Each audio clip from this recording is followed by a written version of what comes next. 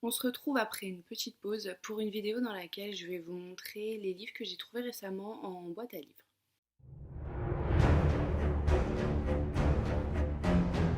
Le premier livre, c'est la chanson de Roland. Du coup, c'est une chanson de geste. En fait, c'est une épopée moyenâgeuse. Donc Roland, c'est le neveu de Charlemagne, si je dis pas de bêtises.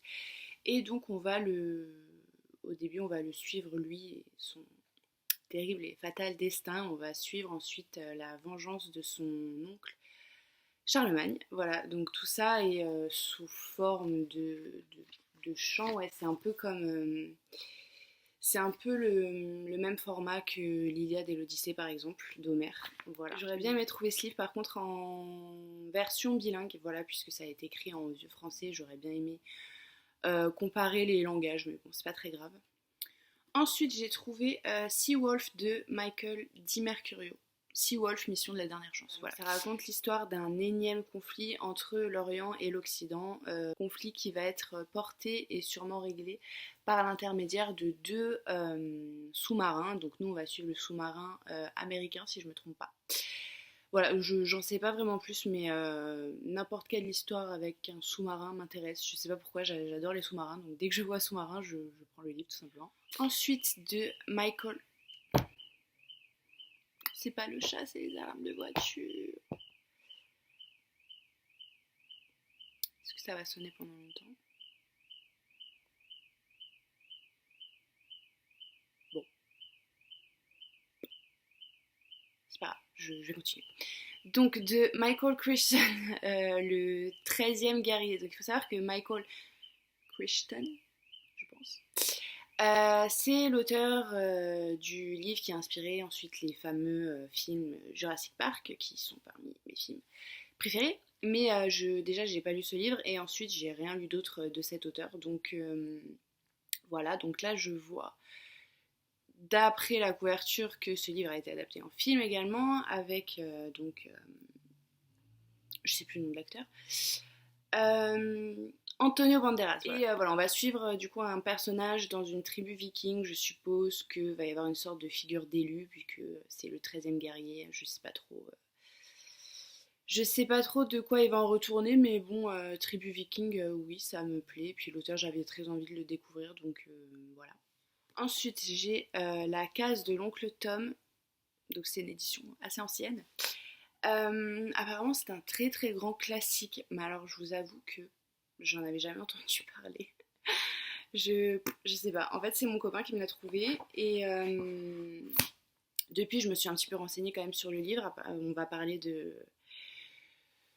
d'esclavage et de racisme du coup. Voilà, donc ça se passe au 19e siècle et si j'ai bien compris, on va suivre le destin d'esclaves qui vont tenter de s'enfuir d'une plantation et peut-être que d'autres ne vont pas réussir à s'enfuir. Du coup, je sais pas trop si on suit plusieurs personnages ou quoi dans cette histoire. Un peu, j'ai vu que ce livre avait été notamment salué par Abraham Lincoln et que il était notamment au cœur des tensions qui ont précédé la guerre de sécession. Donc je pense que voilà, c'est un livre qui a l'air d'avoir eu un très très gros impact et j'ai juste hâte de découvrir ce si grand classique du coup. Ensuite, j'ai Tendre jeudi de John Steinbeck qui était apparemment un livre de bibliothèque. Du coup, John Steinbeck, j'ai déjà lu Des souris et des hommes et Les raisins de la colère que j'ai vraiment adoré. Ce livre, je sais pas du tout de quoi ça parle, le résumé à l'arrière est vraiment très court, mais par contre, quand je l'ai ouvert, je sais pas si vous allez voir, mais voilà, est marqué rue de la Sardine, numéro 2, entre guillemets. Donc je suppose qu'il y a un livre qui s'appelle Rue de la Sardine et que je devrais peut-être lire avant de me lancer dans celui-là. Je suis pas sûre, mais je vais me renseigner quand même. Ensuite, donc ma lecture en cours, c'est Le mystère de la chambre jaune de Gaston Leroux. Gaston Leroux, j'ai lu l'année dernière Le fantôme de l'opéra. Au début, c'était pas. Au début, j'avais pas trop accroché, mais au final, j'avais adoré. Donc, quand je l'ai vu, j'ai eu envie de lire un autre livre de l'auteur, sachant que c'est pas vraiment, voire pas du tout, dans le même genre, puisque là, on va suivre voilà, une sorte d'enquête policière avec un personnage, donc Joseph Rouletabille, qui n'est pas sans rappeler les personnages de Conan Doyle ou de Edgar Poe. D'ailleurs, l'auteur il fait clairement référence dans le livre, il les cite à plusieurs reprises, donc voilà, c'est un hommage assumé. Voilà, c'est un hommage français à ces grands détectives de la littérature étrangère. Voilà, donc là j'ai presque fini le livre, je pense que je vais le terminer aujourd'hui, mais je vous en parlerai du coup plus amplement, même s'il n'y a pas non plus 1000 choses à dire, mais je vous en parlerai plus amplement. Dans un update lecture. Ensuite, encore de Michael Crichton, j'ai Sphère. Là, c'est l'histoire d'une navette spatiale qui est retrouvée dans le fond de l'océan et qui est intacte et qui semble très très ancienne ou peut-être de culture inconnue, je sais pas, mais bon, en tout cas, il y a un mystère autour de cette navette spatiale. Bah, déjà, comment est-ce qu'elle a pu se retrouver dans le fond de l'océan, surtout que voilà, il n'y a pas de témoignage de chute venant du ciel ou d'explosion dans l'océan ou quoi ou qu'est-ce, d'autant plus que la navette est intacte. Voilà, donc là aussi il y a un film avec, je crois, Samuel L. Jackson, si je dis pas de bêtises. En tout cas, j'avais discuté avec quelqu'un sur Instagram qui m'avait dit que c'était vraiment un livre exceptionnel, donc j'ai hâte de lire, je pense, je sais pas en fait lequel des 2 livres de Michael Crichton je vais lire en premier. Mais ouais, c'est vrai que celui-là il me tente bien aussi quand même. Ensuite, Andromaque de Racine, donc c'est une pièce de théâtre, c'est une tragédie. Andromaque, c'est la veuve d'Hector qui a été tuée du coup pendant la guerre de Troie par Achille ou par Patrocle, j'ai un doute là. Bref, du coup elle se retrouve, c'est un tribut de guerre quoi, et elle est attribuée à Pyrrhus qui lui est censé épouser une demoiselle du nom d'Hermione, sauf que il va tomber amoureux d'Andromaque en fait. Du coup, il va plutôt vouloir épouser Andromaque, sauf qu'elle, elle veut pas, puisqu'elle veut pas trahir la mémoire de son défunt mari. Et il faut savoir que Andromaque, elle est livrée, entre guillemets, désolée, elle est livrée à Pyrrhus avec son fils, donc le fils qu'elle a eu avec Hector. Du coup, Pyrrhus va laisser un choix à Andromaque, c'est soit elle se marie avec lui, soit son fils meurt. Mais dans tous les cas, ça reviendrait à trahir la mémoire d'Hector et la relation qu'elle a eue avec lui, puisque son fils, du coup, est le fruit de cette relation.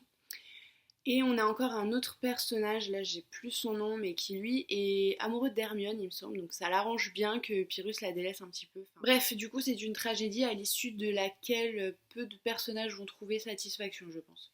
Ensuite, on a Soucoupe volante et civilisation d'outre-espace de Guy Tarade. Donc c'est un livre dans lequel on va analyser les témoignages de personnes qui soutiennent avoir vu des ovnis. Voilà. Donc on va analyser leurs témoignages, leur crédibilité, etc. Donc je pense que ça peut être assez intéressant. En revanche, c'est un livre qui est paru dans la collection L'aventure mystérieuse, oui, des éditions J'ai lu. Donc il y a pas mal de livres dans cette collection, donc qui parlent notamment d'ufologie, comme c'est le cas ici, qui parlent de pas mal de choses scientifiques et occultes. Donc c'est une collection vraiment super intéressante. Si je trouvais d'autres livres de cette collection, je serais assez contente. Mais ouais, ce que je veux dire, c'est que c'est une collection quand même assez ancienne. Donc je pense que tout ce qui est dit dans ce livre est quand même assez daté. Donc c'est un paramètre à prendre en compte quand même au cours de la lecture. Voilà. Ensuite, j'ai L'île au trésor de Robert Louis Stevenson. Donc c'est une édition Folio Junior, voilà. Donc voilà, classique histoire de pirates et de trésors, mais à choisir, autant lire celle-là qui est un grand classique. Ensuite, j'ai La maison aux esprits, qui est dans un état déplorable. La maison aux esprits d'Isabelle Allende. Donc Isabelle Allende, si vous ne le savez pas, c'est la nièce du président Salvador Allende, donc qui était président du Chili avant le coup d'état de Pinochet. C'est une histoire qui se passe au Chili et en fait ce livre il est dans ma wishlist Goodreads depuis des années, donc je suppose qu'au moment où je l'y avais mis j'avais dû lire quelques revues enthousiastes à son propos. Plus exactement l'histoire, mais ce livre a l'air d'être assez similaire à Cent ans de solitude de Gabriel Garcia Marquez, sauf que celui-là se passe au Chili du coup. Et je sais pas s'il n'y a pas aussi une pointe de fantastique slash réalisme magique dans ce livre, comme c'est d'ailleurs le cas dans Cent ans de solitude également. Voilà, donc par contre c'est une bonne brique, la police d'écriture est assez petite et il n'y a quasiment aucune marge dans ce livre.